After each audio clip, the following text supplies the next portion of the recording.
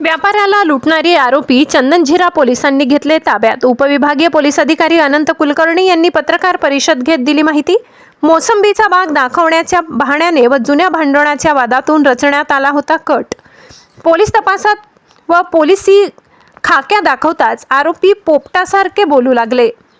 दिनांक 6 फेब्रुवारी जालना जिल्ह्यातील मांडवा गाव शिवारात लाडसावंगी येथील एका मोसंबी व्यापाऱ्याला मोसंबीचा बगीचा दाखवण्याच्या निमित्ताने शेतामध्ये बोलावून मारहाण करत लूटमारीची घटना घडली। या घटनेने संपूर्ण परिसरात एकच खळबळ उडाली होती।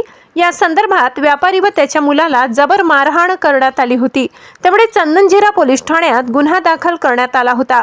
याचा शोध पोलिसांनी घेतला असता यात पोलिसांना गोपनीय माहिती काढत या 4 ते 5 जणांनी ही मारहाण करत लुटले असल्याची माहिती समोर आली आणि यामध्ये गणेश परडकर, महेश गौशिक, गणेश मोहिते, गणेश पाखरे आरोपी अटक केलेले आहेत आणि यांना गुन्हा करण्यास भाग पाडण्याकरिता किंवा गुन्ह्याची सुपारी देणारा इलियास बागवान याला सुद्धा पोलिसांनी ताब्यात घेत कसून चौकशी करत पोलिसी खाक्या दाखवला असता त्याने गुन्हा केल्याचे कबूल केले।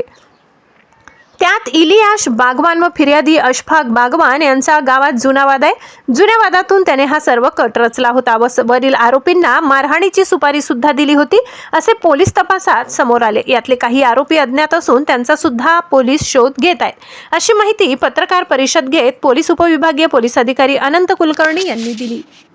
6 फेब्रुवारीला चंदनझिरा पोलीस स्टेशनच्या हद्दीत एक जबरी लुटीची घटना घडलेली होती। लाडसावंगी येथील व्यापाऱ्याला मांडवा परिसरामध्ये मोसंबीचा बाग दाखवण्याकरता म्हणून बोलवण्यात आलेलं होतं आणि एक 4 ते 5 जणांनी त्यांना लुटलेलं होतं। तर चंदनझिरा पोलिसांनी त्यामध्ये अत्यंत वेगाने तपास केलेला आहे। गोपनीय माहिती आणि तांत्रिक विश्लेषणांवरनं यातले आरोपी निष्पन्न केले आणि यामध्ये गणेश परळकर, महेश गौशिक, गणेश मोहिते, गणेश पाखरे हे आरोपी अटक केलेले आहेत आणि यांना गुन्हा करण्यास भाग पाडण्याकरता किंवा गुन्ह्याचं कॉन्ट्रॅक्ट देणारा इलियास नजीरुद्दीन बागवान याला सुद्धा अटक केलेला आहे। हा आरोपी इलियास बागवान आणि फिर्यादी हे दोघेही लाडसावंगीचे आहेत आणि त्यांच्यातल्या जुन्या वादाच्या कारणावरून त्यांनी ही सुपारी देऊन गुन्हा घडवून आणलेला आहे। हा गुन्हा आपण उघडकीला आणलेला आहे आणि या गुन्ह्यामध्ये तपास करत असताना पॅरलली अशी माहिती मिळाली की गणेश परळकर यानं अजून त्याच्याबरोबरचे एक 2 साथीदार यांच्यासह कृष्णा पंजने आणि त्यांनी मिळून एक तालुका जालन्याच्या हद्दीत पण गुन्हा केलेला आहे।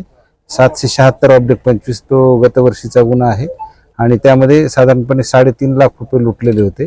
तरी असे 2 रॉबरीचे गुन्हे आमच्या या टीमने उघडकीला आणलेले आहेत आणि त्यामध्ये साधारणपणे 2.5 लाखाचा मुद्देमाल आता आपण जप्त केलेला आहे। आरोपींकडून अजूनही रिकव्हरी होण्याची शक्यता आहे आणि यामध्ये अजून जास्तीत जास्त गुन्हे उघडकीला येण्याची शक्यता आहे। चंदनझिरा पोलीस स्टेशनचे पोलीस निरीक्षक बाळासाहेब पवार, सहाय्यक पोलीस निरीक्षक कृष्णा शिंदे, मनसुख वेताळ, प्रशांत देशमुख, कृष्णा तंगे, अभिजित वायकोस, रवींद्र देशमुख, जोहरसिंग कलानी आणि त्यांना मदत स्थानिक गुन्हे शाखेचे बावस्कर आणि वाघुंडे यांनी केलेली आहे आणि हा गुन्हा उघडकीला आणलेला आहे।